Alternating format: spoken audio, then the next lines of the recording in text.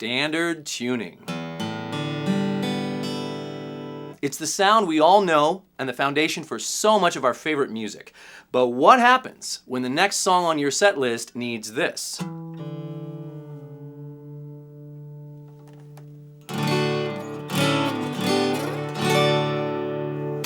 I'm going to show you how to get there.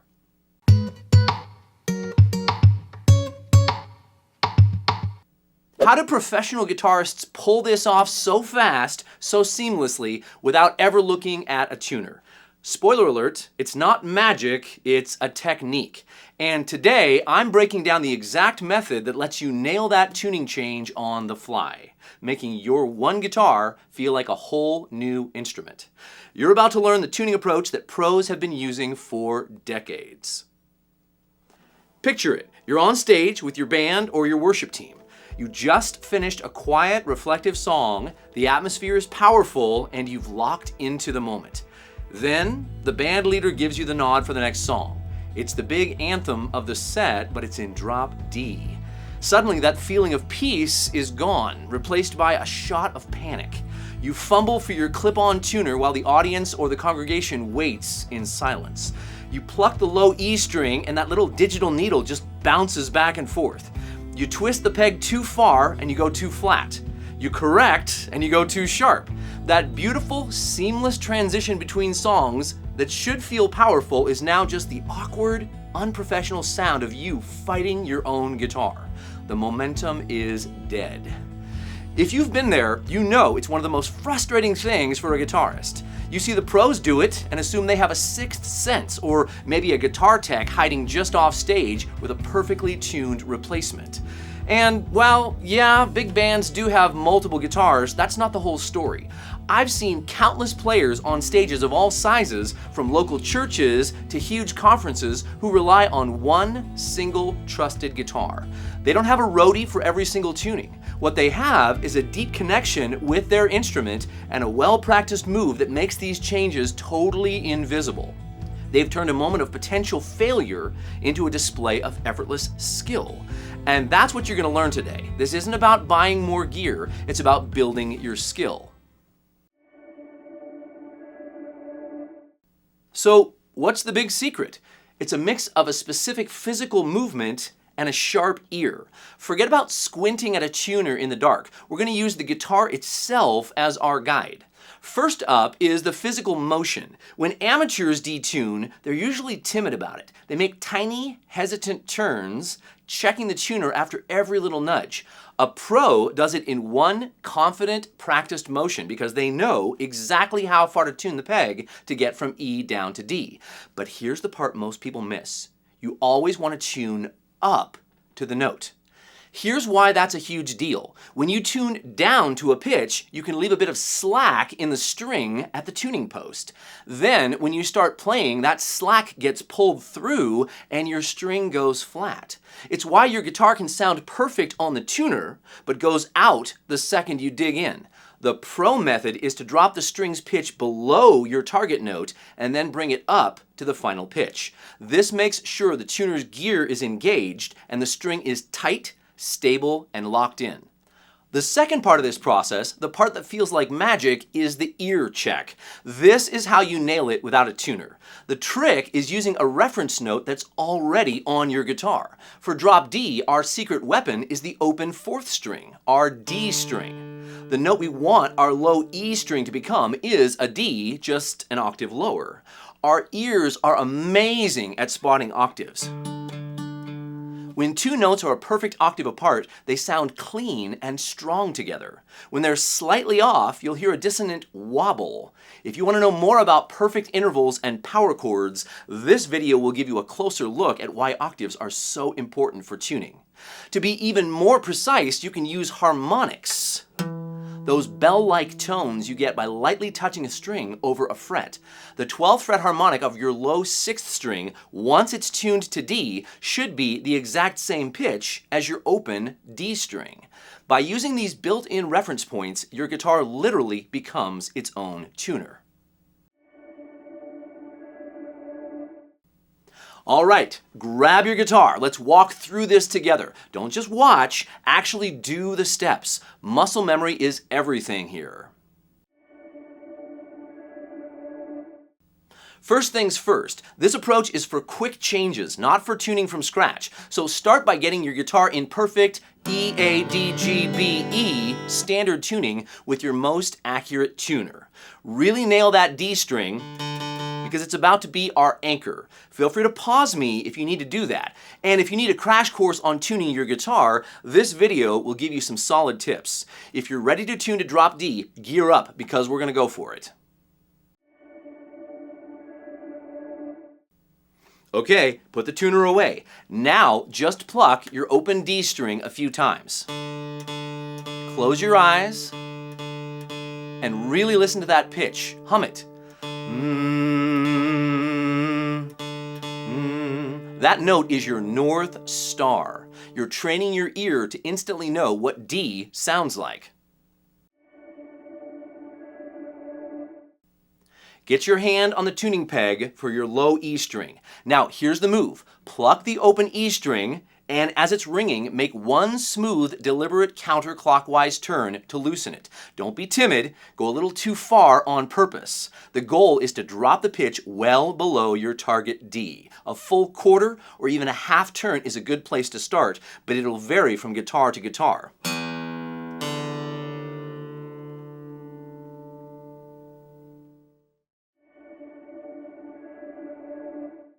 This is where it all comes together. While loosening the string, play the 12th fret harmonic of the 6th string, as well as the open 4th string D together. At first, you'll hear them clashing like crazy.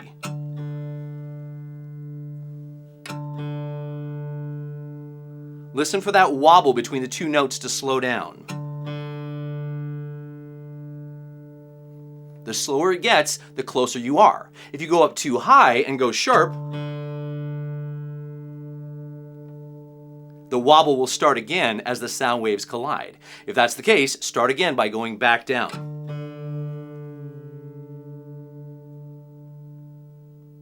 Again, for pinpoint accuracy, use the 12th fret harmonic on that low string. Lower the string until the harmonic sounds almost identical to your open D string as you come back up. When you can't hear any wobble at all, when the two notes just blend into one clean sound, you've found D.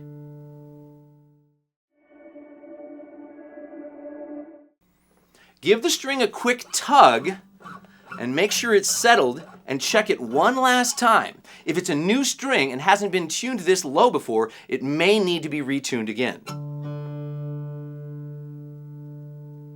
The more you do this, the more the string will respond to you. Now for the fun part. Play a D5 power chord by strumming the bottom 3 open strings. It should sound huge, full, and perfectly in tune.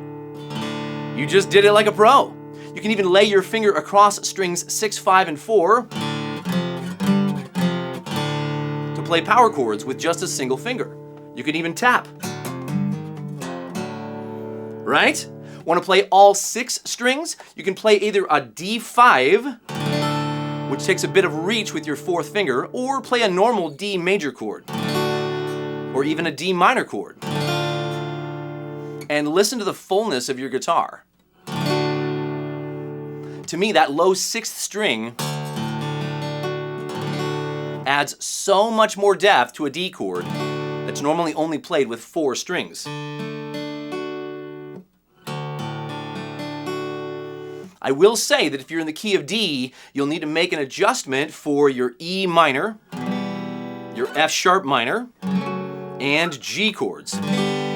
Similarly, if you're in the key of G, you'll start with this shape, but when you get to the D chord, it'll be totally worth it.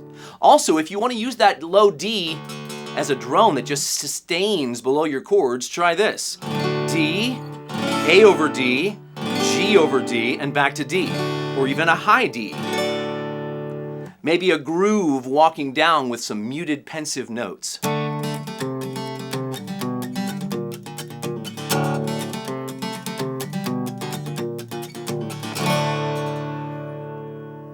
By the way, multiple worship songs with a D tonality can be arranged in drop D.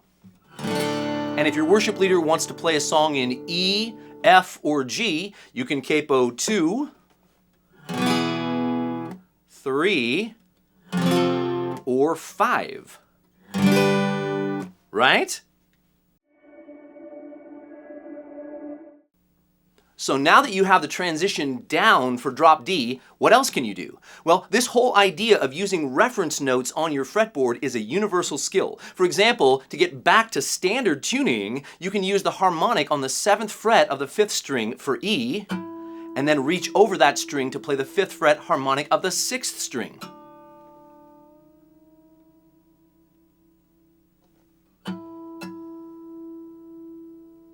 Once those are just about the same, your guitar is back in standard tuning. You can test this tuning by playing the 12th fret harmonic of the 6th string and then the fretted 7th fret note of the 5th string. Those are both E notes.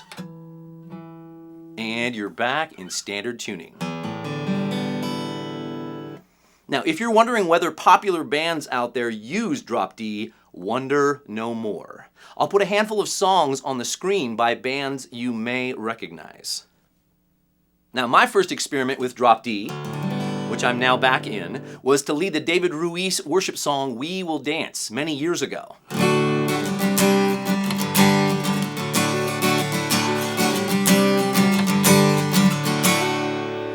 And then as a fingerstyle guitar player, I came across the song Anu by Adrian Legg and was totally captivated by his use of the drop D tuning.